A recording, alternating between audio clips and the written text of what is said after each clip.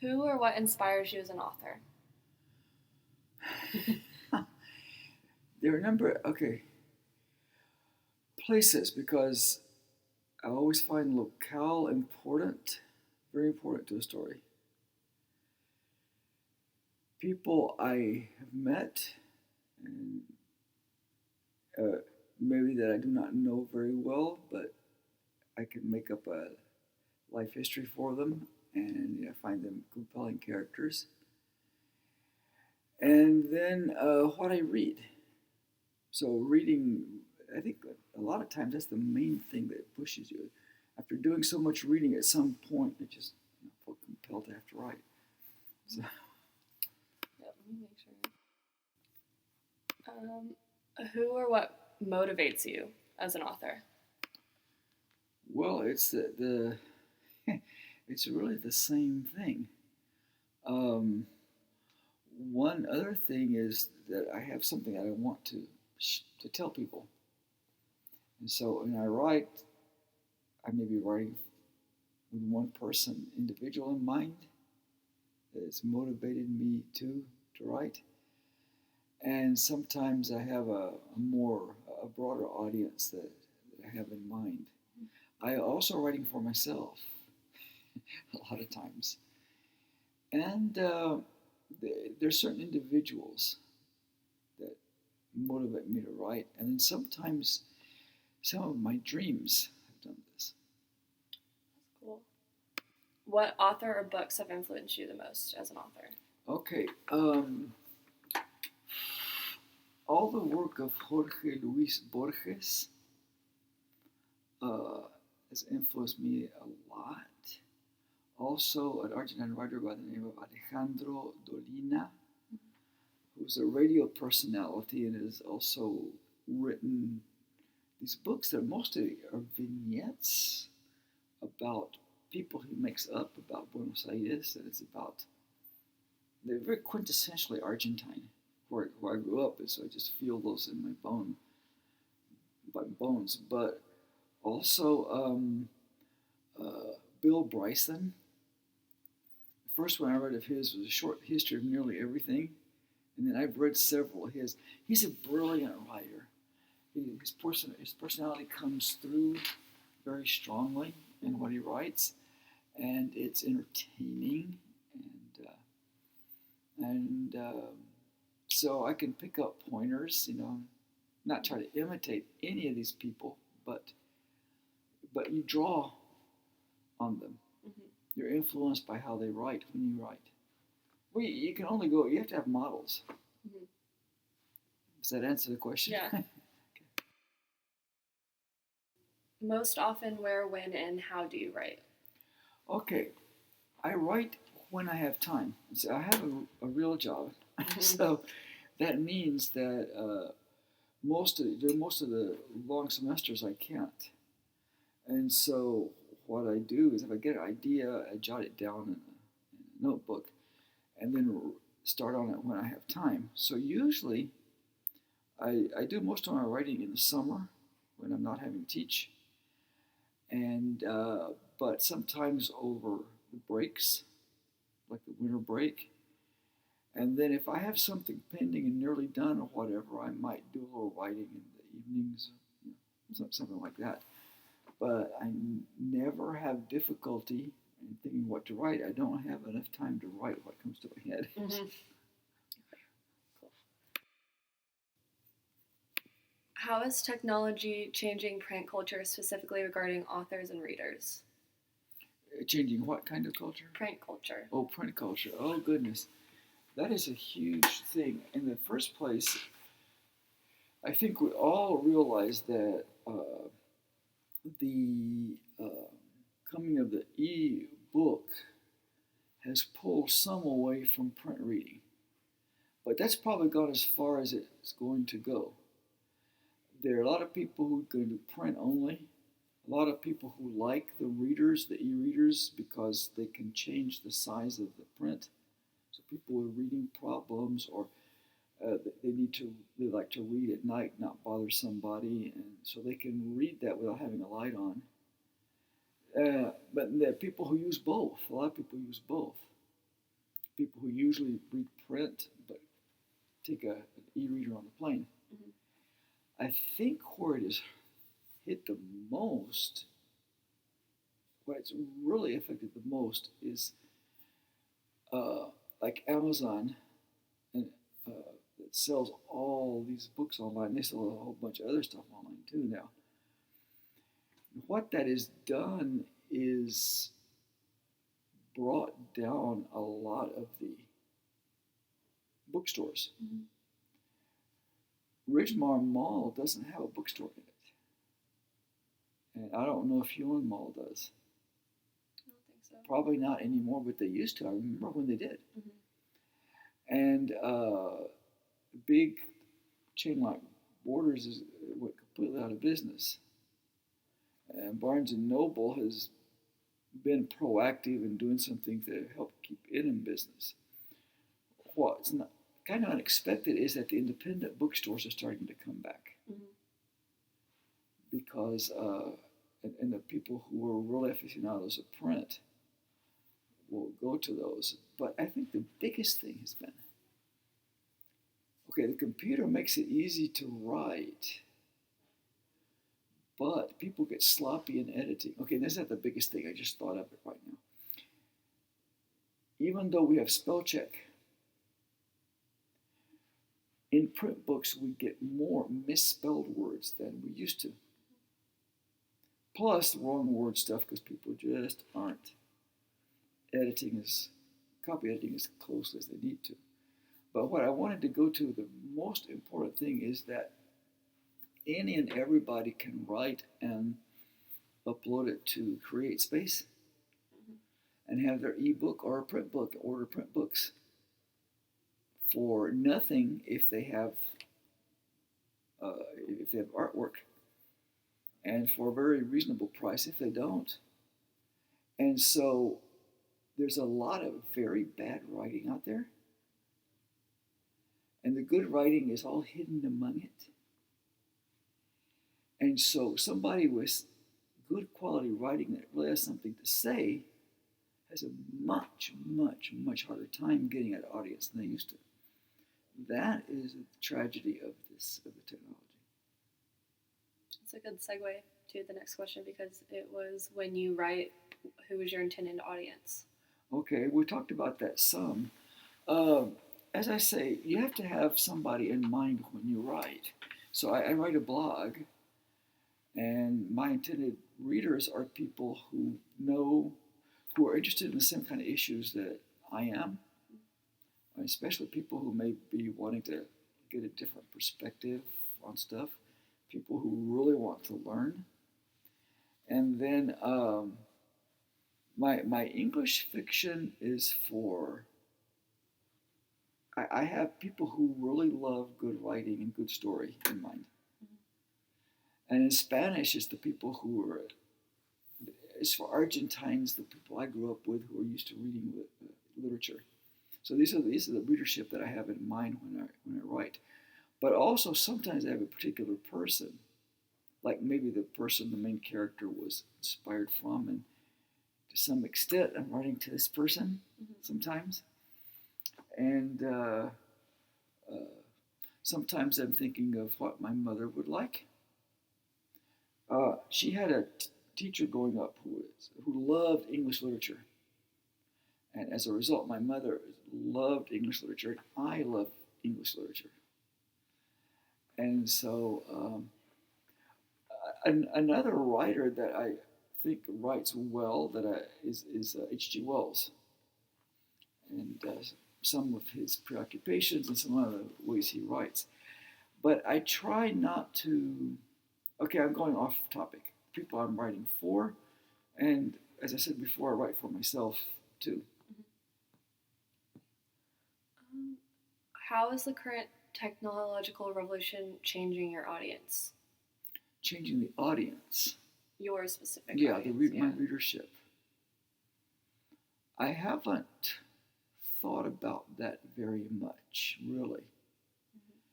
With blogs, I know I'm getting to people, all around the world anybody can read the language I'm writing in. So So I've had that on my mind, but I haven't really, it doesn't impinge to me. A reader is a reader is a reader. What do you think reading an authorship will look like 50 years from now? I think it probably look a whole lot like it is now, because I think we have gone to, as far as we can technologically, to where now there is maybe slightly uneasy entente between print and technology media. We also have the thing that we can write a book here, set it up here, and have it printed in other places. So it lowers the price because you don't have to ship the books over. And you don't have to set up another publisher in another country. So I think that's something that's going to stick with us. I don't know how much readership will erode because of the schools. They don't seem very interested in having people read critically and then ask embarrassing questions of power. But we're going to a more oral society as compared, but that has to do with the end of the modern period.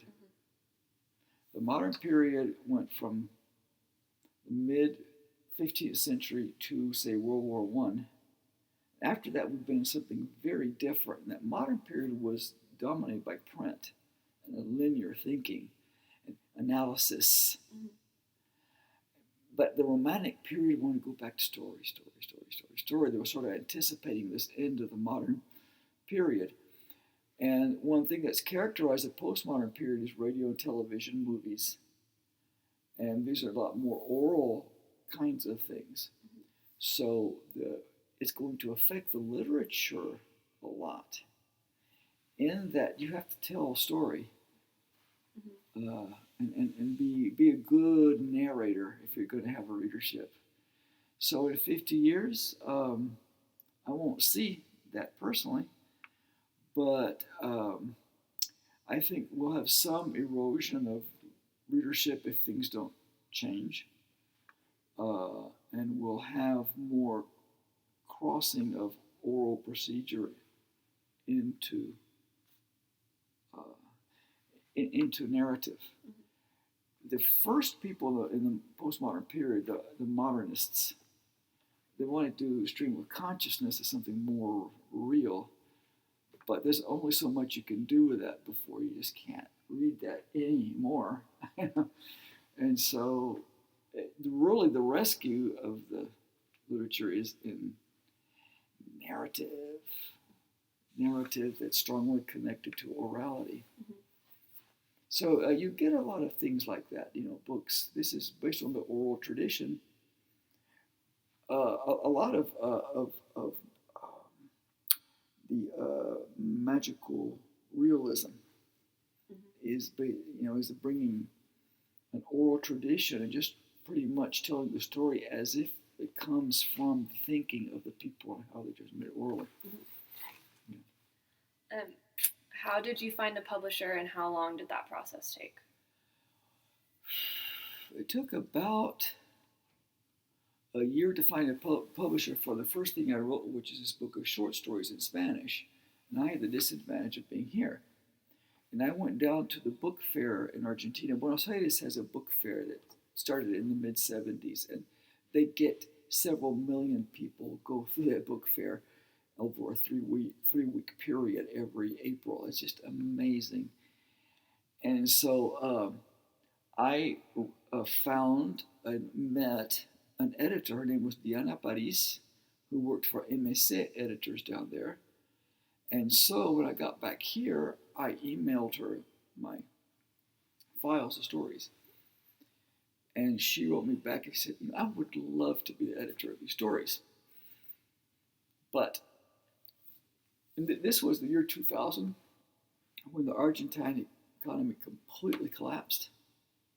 It's bounced back a lot now, but it had collapsed entirely. So they said, unfortunately, for 3 months, they were taking no new writers. That went to 6 months, it went to a year, it went to about 2 or 3 years. By then, at a conference that I went to, the person that I rode back to the airport with in a taxi, shared the taxi fare, said that she and her husband were starting up a print-on-demand publisher. So I said, okay, I'll go with them just because I don't have any other way. And then when it opens up down there in Argentina, then I'll try again. At some point, I'll try again down there. So that took me about a year and a half to figure that out. And then when these 3 novels came to me in English, short novels, then I needed to find a publisher. And for the first one, I found one that turned out to be sort of a scam because they keep changing their name and keep changing the name of who's in charge, but it's really the same person, apparently. And they give you a lot of promises, but then they want to charge you for every marketing service. And so I got very tired of that. And then I found out that the Attorney General of Florida brought suit against this company for. Oh, wow. Yeah. So I got out of that too. On one of these writer conferences, I met Amanda Thrasher, who lives over here in Aledo, and she was with my same publisher. She was so fed up with them that she started her own company, and I was the first one that signed on with them. That's awesome. That's really cool. And she is pushing. It's called Professional Rising Phoenix Press, and it is looking at the whole new situation we face and how best to make it work for writers, because she's also a writer.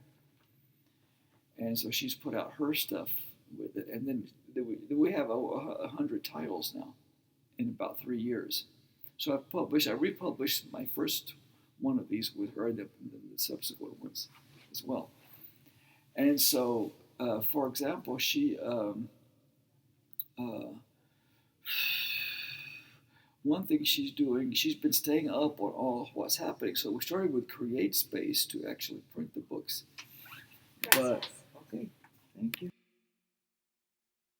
With CreateSpace, and then, but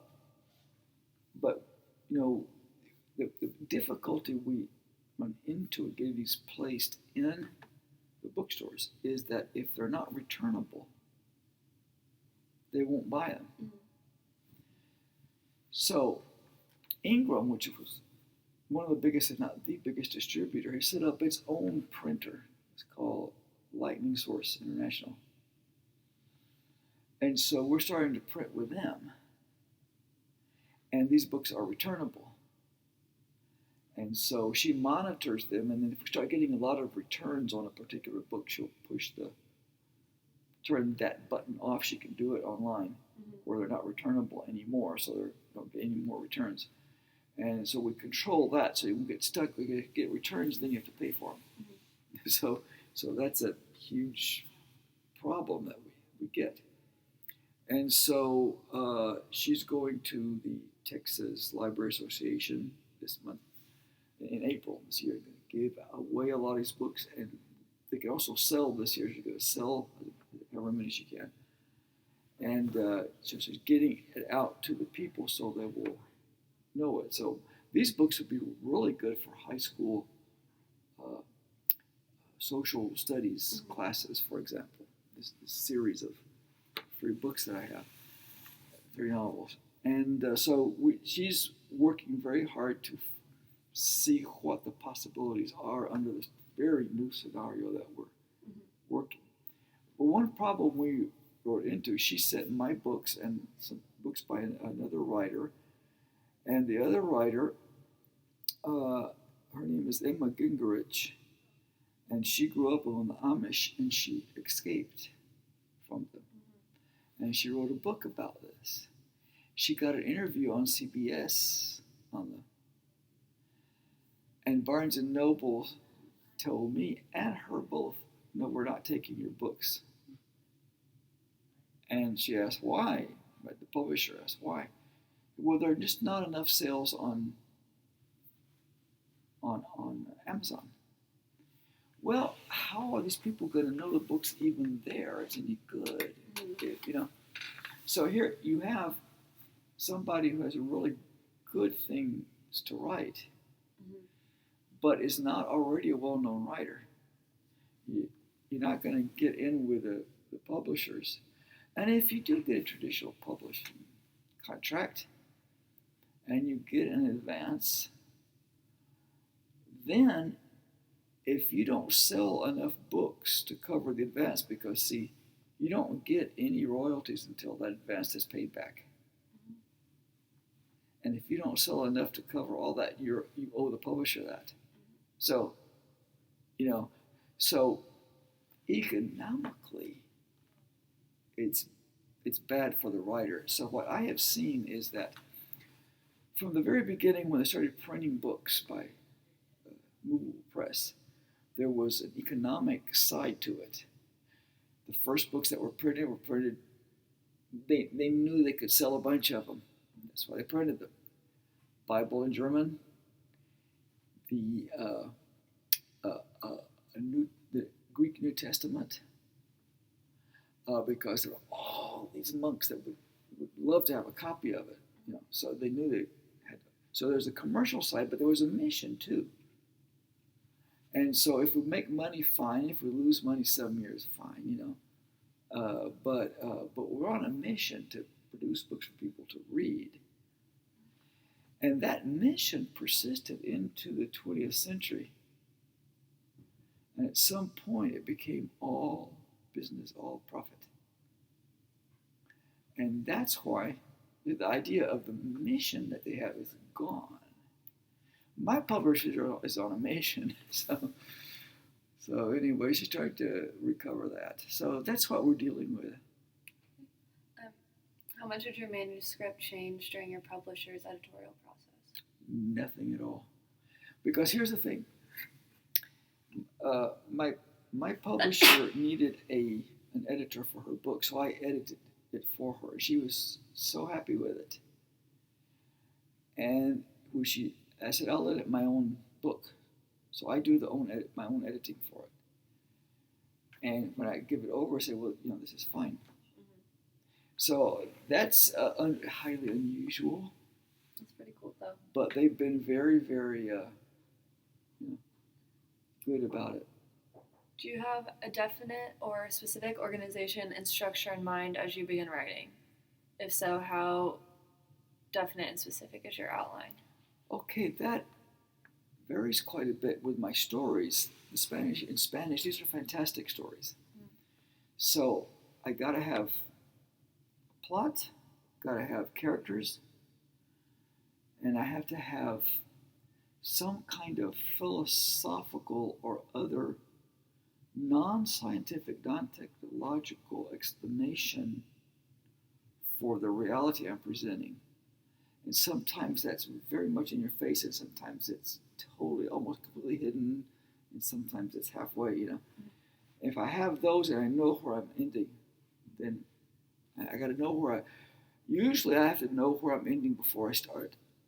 Although I started one or two of them knowing that I could come up with a good ending, but I hadn't fully decided it. Mm-hmm. So with these three novels, one day I went to a workshop on a Saturday in April 2006, a workshop on getting printed, because I was wanting to see how I could get printed, I could get published with a better publisher, my stories in Spanish and in English, have a bilingual version. Well, in the morning he talked about how to do a good book project, because you have to have a good project or a book already written if it's fiction for it to get a publisher. And so then we go to lunch. At lunch, these 3 books came to me. There was a story arc for all 3. I had the setting that I wanted, which was Corpus Christi. I made up a suburb to the south of Corpus Christi, so I wouldn't have any libel problems or anything like that. Then characters, I had a main character that I just dying to write about, and so I sketched out some of the people that would be foils for her, and I did a short outline for each of the 3 books, just main ideas of plot. And then after that, I wrote a bigger outline for each book. And then I took the first one and expanded that even more to, chapters and what they were about. So just one line about each thing. Then I set to writing. And so I have these scenes and the story, and I go along writing. And then sometimes this creates a need for chapters that I had not envisioned, so I add that in. Sometimes I take care here with what I plan to do there, and so I eliminate something I'd planned to do. But when it's really fun, you set up a scene, you have these characters, and you start writing, and when you get through, you say, I didn't know that was going to happen. They're driving the story. And they do. And so that you've got something good going when that happens. How would you describe your writing process? Basically, that's it. It's very intuitive. I have very vivid view of my characters and the setting and the story I want to tell, the plot. And I just use what I sketched out as a guide, and I go. Just go, I'm gonna have some time. We're not gonna have a lot of interruptions. I just sit down and go. So. And when I feel a little bit tired or it's not coming, I just put aside, go back and go. And for this last book, I had sketched stuff out and started writing, and I said, I need a subplot, an important subplot. I couldn't think of what would be good. I told my wife, it was a Saturday, and this is during the semester, I think, or maybe it was summer. I'm going to go over to the Barnes & Noble, to the cafe. I'm going to sit there and think of a subplot. So get my coffee, sit open. As soon as I opened up, had it. Wrote out half a page of stuff. And so it's a very intuitive kind of thing. If the intuition is going and the story is creating itself, I write. And if it's not, I don't bother. Do you have any writing habits or rituals that help your writing process? Not really, because as I said, I have more ideas in my head that I want to write than time to write. So when I have the time to write, I start putting these in, and it's just whenever I get up someday, I feel like writing. Today I don't have anything on my plate. I sit down and write, and that's what I do. And basically it's that. But because I work full time at this job and write when I can, it makes things easier in a sense, because of what I've already mentioned a couple of times. And it gives me grist for writing. It gives me character situations. I write a lot about young adults because, the college age and some older teenagers and that sort of thing, because they're interesting people that haven't been jaded yet. And so there's a lot of energy in you. And so it gives me a lot to write about. Do you write in multiple genres? Two genres. Short story and novel. Those two. When I was young, as they always do, I wrote some poetry, and I have been writing some hymn texts. And there's a couple of composers in my church, and one of them has composed music for two of them. And, so we have that. That's poetry. So those are the genres I write in. Now, as far as literary movements, the Spanish short stories are in the literary movement of the fantastic literature of southern South America, Argentina and Uruguay, and those, to some extent Chile, and in southern Brazil have fantastic stories, and which means that primarily is that you want to undermine people's faith in the modern project, which is dead anyway, of science and technology, and see maybe idealist philosophy is a better explanation of life. And so you want to shake people's thinking. But with these, it's just, I don't know. I'm just writing, It's the idea of going back to something that's very story, but also very character driven. I do know that I am reacting against modernism. I don't do anything, I never do any stream of consciousness, and I do not narrate in present tense. I really don't care for that. But I'm moving forward to writing about issues in these, and how young people discover the issues they're going to have to live with. What was your first publication, and what do you think of this publication now? My first publication in fiction, thank you, John, is short stories, and frankly, they're good. So you still like them? Yes, I do. And there's some that I like more than others. My next to last story in there, I think, is the most accomplished of all of them, of the stories, because it doesn't have an overt fantastic thing, but there is a play, if you know about this, between nominalism and realism.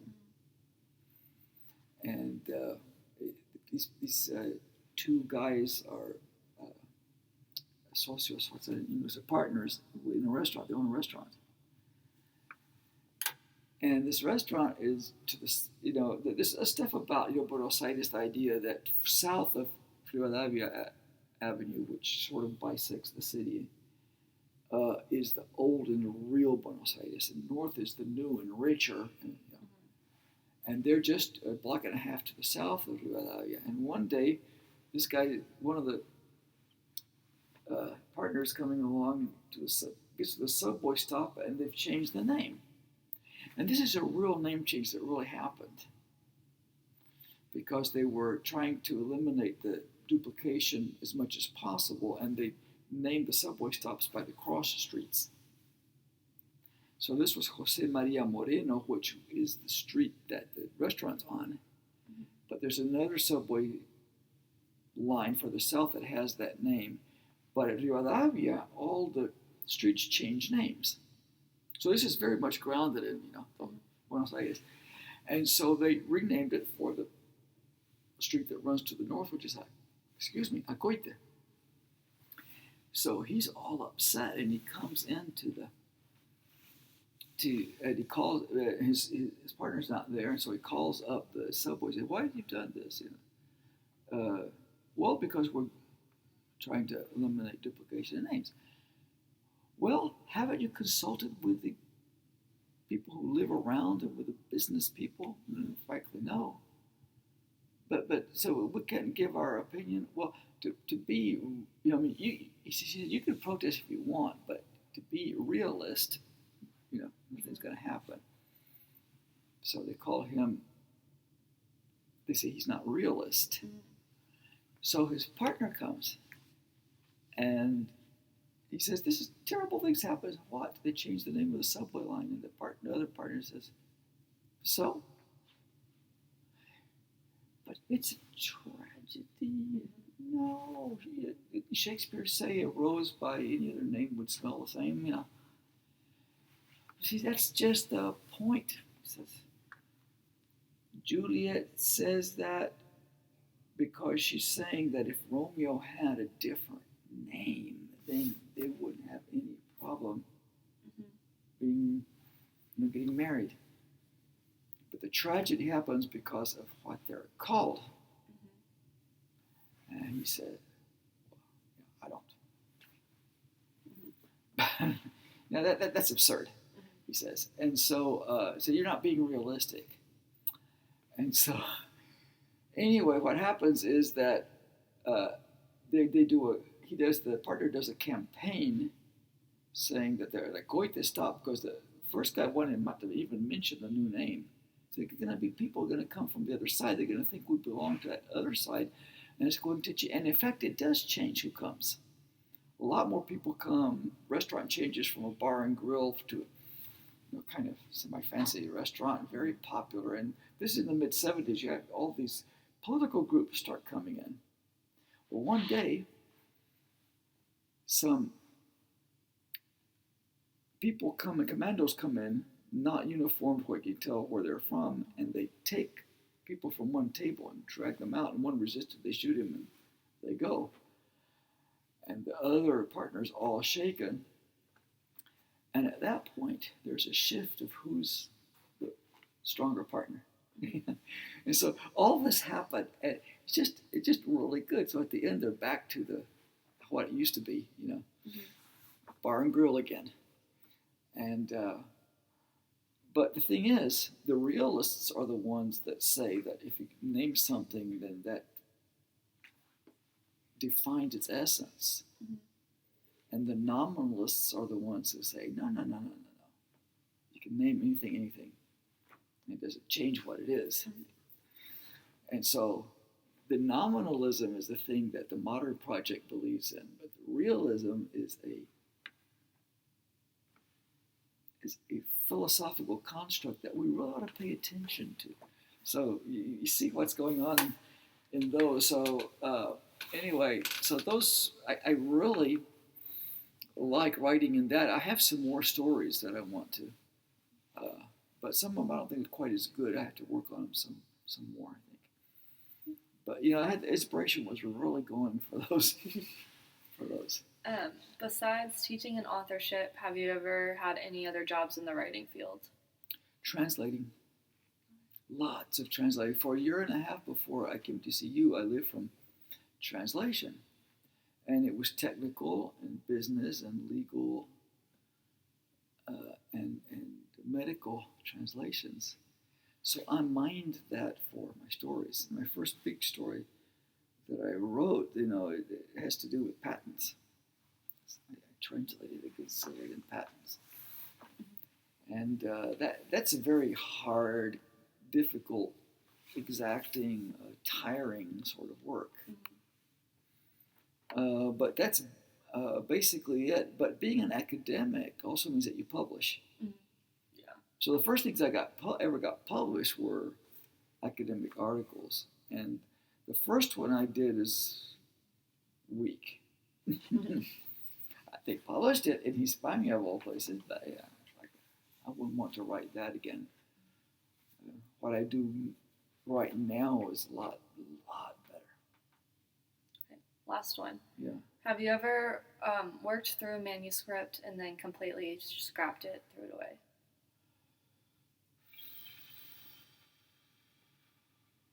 I don't think so. And the reason is that I do a lot of thinking process before I go into them.